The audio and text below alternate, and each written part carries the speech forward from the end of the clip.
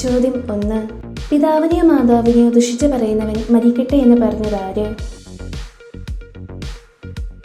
Option A അഹറോൻ, B ഈശോ, C മോശ, ഡി ദൈവം. ഉത്തരം സി മോശ. ചോദ്യം 2. പിതാവിനെയോ മാതാവിനെയോ ദുഷിച്ചു പറയുന്നവന് എന്ത് സംഭവിക്കട്ടെ എന്നാണ് മോശ പറഞ്ഞത്? ഓപ്ഷൻ എ തിന്മയുണ്ടാവട്ടെ, ബി മരിക്കട്ടെ, സി നരകാഗ്നിയിൽ നിബന്ധിക്കട്ടെ, ഡി നശിക്കട്ടെ. ഉത്തരം ബി മരിക്കട്ടെ. ചോദ്യം 3. ഈശോ ഫരിസേയരെ നിയമജ്ഞരെയും എന്താണ് വിളിച്ചത്?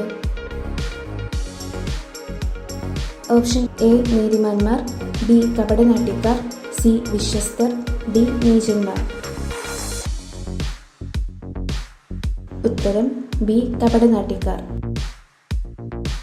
ചോദ്യം 4. എഫ്ഫാത്ത എന്ന പദത്തിന്റെ അർത്ഥം എന്ത്?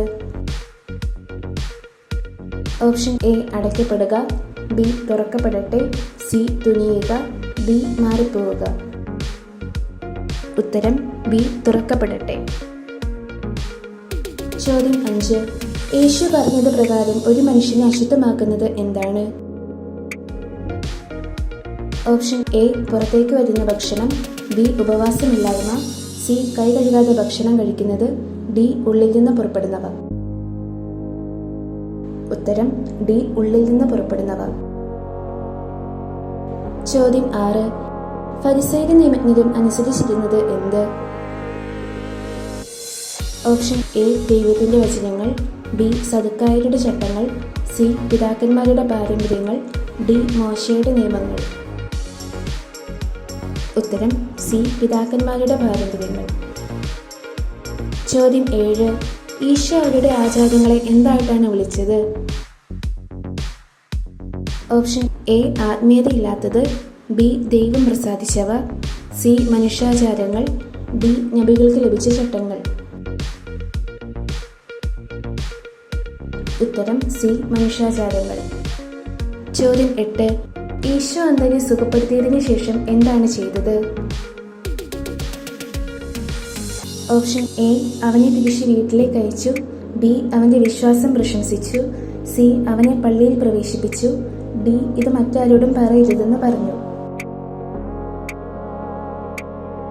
ഉത്തരം ഡി ഇത് മറ്റാരോടും പറയരുതെന്ന് പറഞ്ഞു. ചോദ്യം 9. അന്ധനെ സുഖപ്പെടുത്താൻ ഈശോ ഉച്ചരിച്ച വാക്ക്? ഓപ്ഷൻ എ തലീത്ത കും, B hallelujah, C Ephphatha, D റബ്ബി. ഉത്തരം സി എഫാത്ത. ചോദ്യം 10. ദുശ്ചിന്ത, പരിസംഗം, മോഷണം തുടങ്ങിയ ഉള്ളിൽ നിന്ന് വരുന്ന തിന്മകൾ മനുഷ്യനെ എന്തു ചെയ്യുന്നു? ഓപ്ഷൻ എ ശുദ്ധീകരിക്കുന്നു, ബി ദൈവത്തിൽ നിന്ന് അകറ്റുന്നു, സി അശുദ്ധമാക്കുന്നു, ഡി തിന്മ ചെയ്യാൻ പ്രേരിപ്പിക്കുന്നു. ഉത്തരം സി അശുദ്ധമാക്കുന്നു.